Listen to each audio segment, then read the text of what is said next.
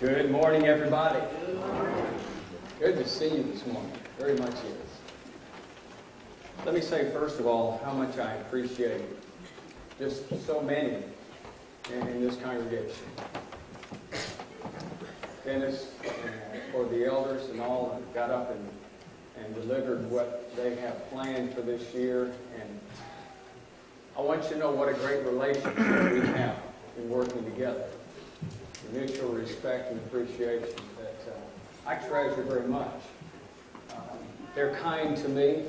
They talk about how what I do makes their work easier, well, how what they do makes my work easier too. And we back up one another, we stand together, and I just so much appreciate that. And thank you, Arch, for always keeping up with the details and prodding me along sometimes along the way and checking on me and making sure I'm covering things that I need to do. And I appreciate all of that, along with the others who do the same for that. And I'm encouraged because I look around and I know the report that Dennis gave here on the attendance and seemed to be a little bit lower than it was last year. We want it to be higher, no doubt about it. First man to say, I want it to be higher. But I look around and I see strength in our congregation. I know we didn't get what we want to get as far as our attendance. By the way, we're missing a good segment of our students right now. We're going on a retreat. And along with that, Craig and his family too. So maybe we're a little lower than what we might normally be, but things are happening good there. But besides the attendance being a little bit down, there's good growth in the hearts of people and the strength. I watched John Creasy stepping up and doing the Lord's Supper. And he used to have this page of notes that he had, that he read off just for a prayer. And from where he's been and being baptized a few years ago and moving forward, and that's just one example. I'll just highlight him because he was up here. But so many doing so much. And you're growing, and I'm proud for that. Keep on. Stretch yourselves. And so it just excites me to be a part of all that's going on. I'm talking about stewardship this morning. That's a big word for kids to write down in their little blank, but that concept is being in charge of something else that somebody's given to us, and that's what we're dealing with. And if you have your Bibles, you might turn to Matthew chapter 25, and we're going to look at the parable of the talents in just a couple moments. And as you're turning to that, let me read something here from 1 Peter chapter 4, verse 10. And Peter talks about, he says that as each one has received a gift, minister it to one another as good stewards of the manifold grace of God. We're to be giving to one another according to what's given us. And that's what that parable of the talents is all about that we're looking at here. Now last week, we talked about visitation. Appreciate Dennis highlighting the chart here this morning. The chart's not the answer. The chart's just something to help us to get the answer done. And that's that all of us need to be involved in that, in one way or another. And some of you are doing that regularly, more than we could ever imagine. And I only ask you to use the cards to help us, if you're even doing that regularly, so we know who's getting visits, so we can concentrate on others that might not. So please use the system here. It's very simple. You just step up there. It's all color-coded with names and addresses and phone numbers to contact people in various different categories, and a little description there at the bottom that explains about that. Not cover that other than just to say, make a visit, make a difference. We need to be involved in supporting and sustaining one another. And I already talked with a couple of you about teaming up with others, one needing a ride and others having a ride, and teaming together like that. And I've got some other things in mind. I'm going to tap some shoulders because I know some things that can be done, and I'm excited for all that you're willing to do. So visitation is an important part here. Now we're talking about our giving this morning here, our stewardship in that sense. And toward the end, I want to come back, if I remember to deal with this little brochure that we gave out back some time ago on spiritual growth. So utilize those visitation cards as you can and visit with people, make a difference. Matthew 25, verse 14. Jesus is talking here. It's at the end of his time. And what he has to say is extremely important. For the kingdom of heaven, that's the church basically, is like a man traveling to a far country, who has called his own servants and delivered his goods to them. So this guy's wealthy. And he's about ready to go on a big trip, which is normal in that day and time for wealthy guys, probably to expand his business. Before he leaves, though, he gets his servants together, his guys that he's hired in. He said, here's what I want you to do. So to one, verse 15, he gave 5 talents. Now that's not abilities, that's a sum of money. One guy speculated that, according to what they used for a talent of money back in that day and time, to be about $3 million. That's a lot, isn't it? So he's a wealthy guy. So to one he gave 5 talents. To another 2. So a couple million less, but still quite a sum. And to another 1. Now a lot of times we look at that 1 talent and say, oh, he didn't get much. No, he just got about $700,000 according to some estimates. Which is still a pretty good amount of money to be in charge of. To each one, middle part of verse 15, to each one, according to his own ability, and immediately went on a journey. Then he who had received the 5 talents went, and he traded with them, and he made another 5. And likewise, he who received the 2 gained 2 more also. But he who received the 1 went and he dug in the ground, and he hid his Lord's money. And after a long time, the Lord of those servants came, and he settled accounts with them. So when he who had received 5 talents came in, and he brought 5 other talents, saying, Lord, you delivered to me 5 talents. Look, I have gained 5 more talents besides them. And the Lord said to him, well done, good and faithful servant. You are faithful over a few things. Sound like pretty much to me, but in comparison to what God has. Over a few things, I will make you ruler over many things. Enter into the joy of your Lord. You see the symbols of this parable. So there's a spiritual application here. He also who received the 2 talents, I'm reading verse 22, came and said, Lord, you delivered to me 2 talents, and look, I have gained 2 more talents besides them. And his Lord said to him, well done, good and faithful servant. Notice he didn't say, well, you didn't do as good as this other guy. No, he did good. Well done, good and faithful servant. You have been faithful over a few things. I will make you ruler over many things. Enter into the joy of the Lord. Then he who received the 1 talent came and he said, Lord, I knew you to be a hard man, reaping where you have not sown, and gathering where you had not scattered seed. And I was afraid. And I went and I hid your talent in the ground. Look, there you have it. What is yours? He's got it right there. But his Lord answered and he said to him, you wicked and lazy servant. You can almost put the word if, because this is the guy's judgment.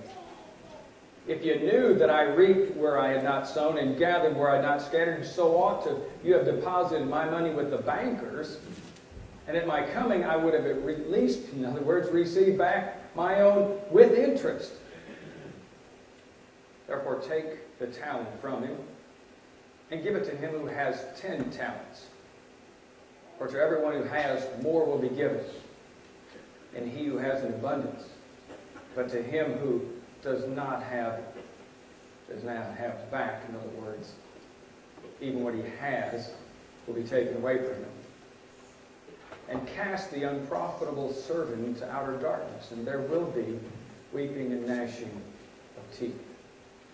3 points very quickly this morning. Number 1, what we have is not ours. Think about it. This guy comes over and he gives a sum of money to each one of these 3. It's not theirs. It still belongs to the master. He's just expecting them to do something with it. What God has given us, be it bank accounts, stocks, jobs, or whatever, it's not ours. I know you have gone to college or some special training, you've worked hard, you have progressed along, and you've done. It's still God's. He has given to you those moments, those opportunities. And with that, you have produced, like you're supposed to. But as in the case of all of these guys, when they came back, they didn't say, okay, Lord, here's your 5 and I keep the rest. They said, no, here it is. It's all yours. What we have is not ours. God is just turning some things over. Now notice, it's Jesus who's talking. While He's gone away, we're in charge of His possessions. The church being one. The family that we share with. We're in charge of taking care of one another. In my family, and growing up, I had responsibilities. They weren't a lot.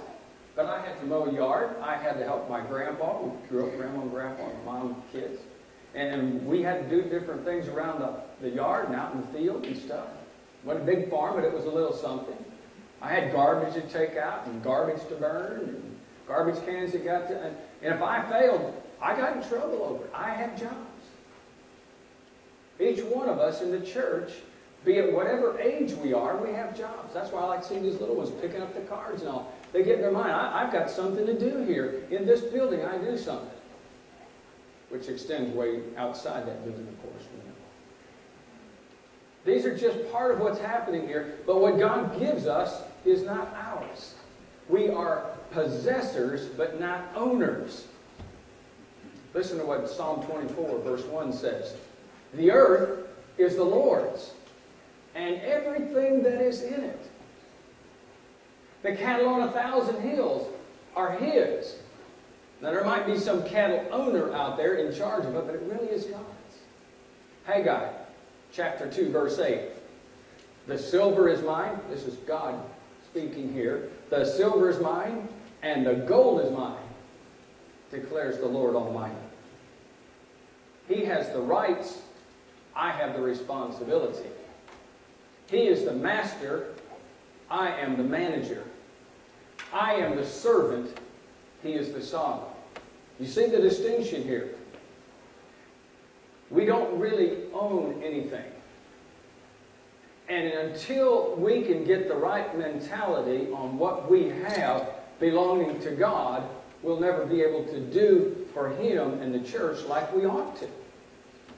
Until we realize this is God's stuff. And if I have a family, it's God's family. And the church I belong to is God's church. And just the things that God's given me is for me to use along the way to help bless that family. Take care of the family that belongs to me. To help reach out to others, to extend to that family, to add to it. It's all God's. The whole world belongs to Him. Number 2, besides what we have not being ours, we must invest or use what we have. Now that's part of what's being said here in this parable. And you can see the difference here, because the first 2 servants that come along, the one that was given 5 and the one that was given 2, came back and gave more. They worked hard to do those things. They produced something. They set about immediately and started doing those things. The contrast being demonstrated here by Jesus is the guy that had the 1 talent wasn't messing up because he just was given 1, like that wasn't enough.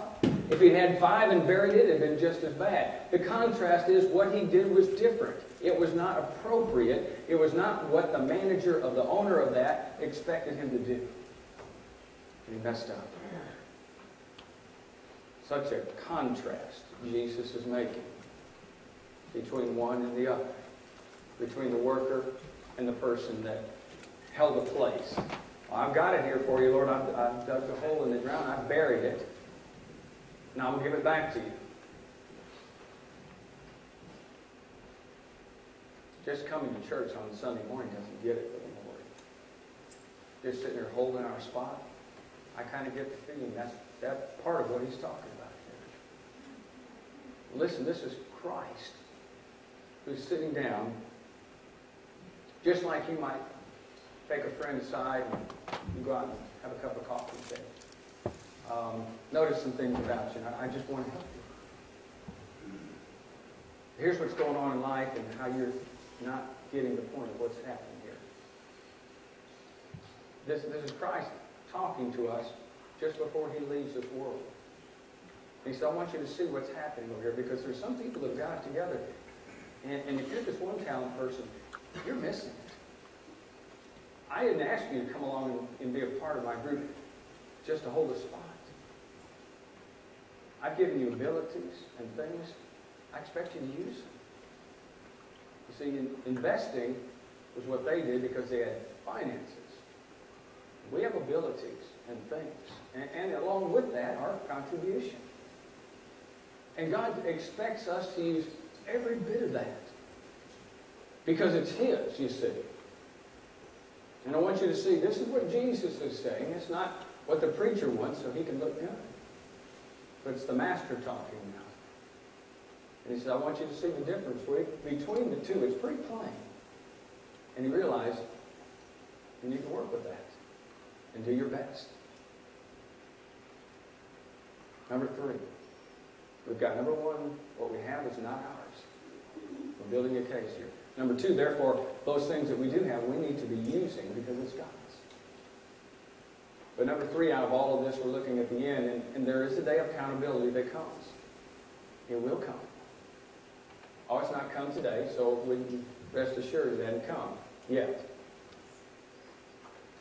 It could come before we sing the closing song. Could. You can say, oh, well, it hasn't so far, so probably won't. I don't know. That Mayan calendar that was built how many thousand years ago that proclaimed the world was going to end in 2012? Well, they were wrong. So everybody thinks, yeah, it's going to keep on going. But just as real as we have a calendar, and this podium exists, and this building's here, and you're here, the Lord will come one day. And He's going to sit down and He's going to say, okay, what'd you do? Did you just sit there? Or did you do something with it? Accountability. You know, I heard some time ago some wives talking. He said, if you really want to get even with your husband, do this. Just before you're about to go to sleep at night, say, oh, by the way, somebody from the IRS called this morning, and that will ruin his night's sleep.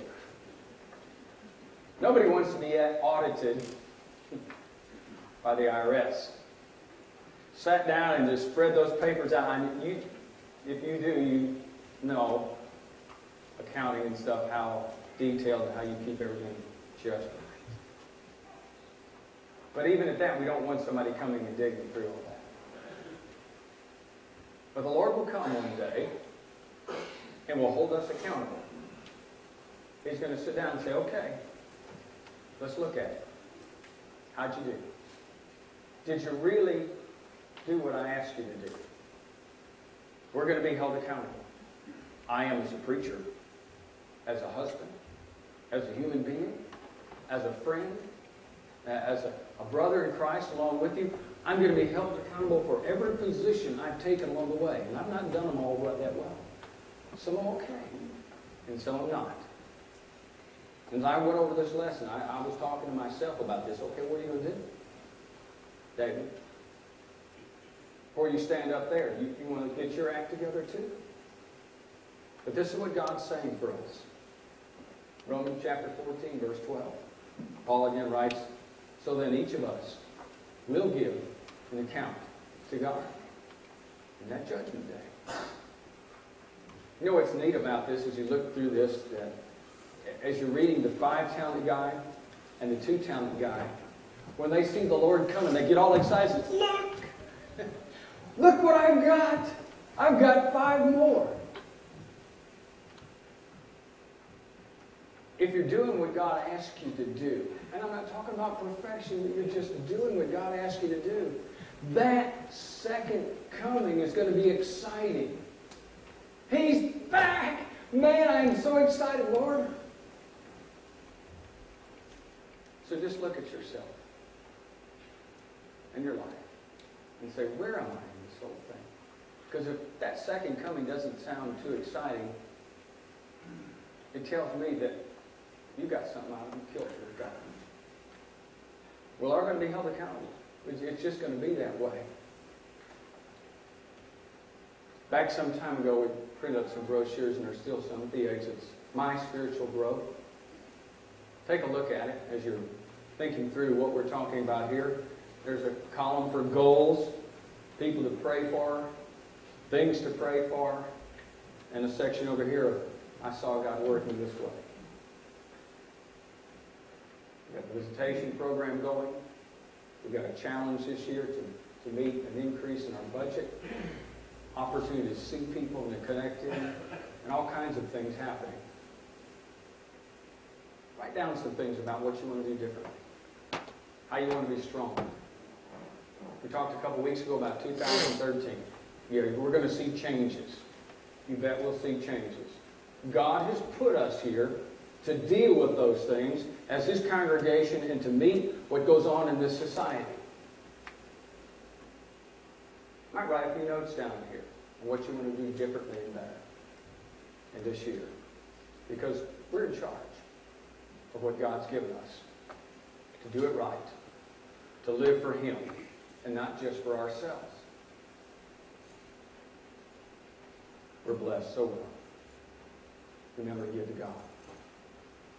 As we close the lesson this morning, and you look at your life, and you think, no, I've not got it right. I'm going the wrong direction. I'm focused on me all the way through. And get it right. If you need prayers for the church to get it right, just need some extra strength and support, come down front. If you're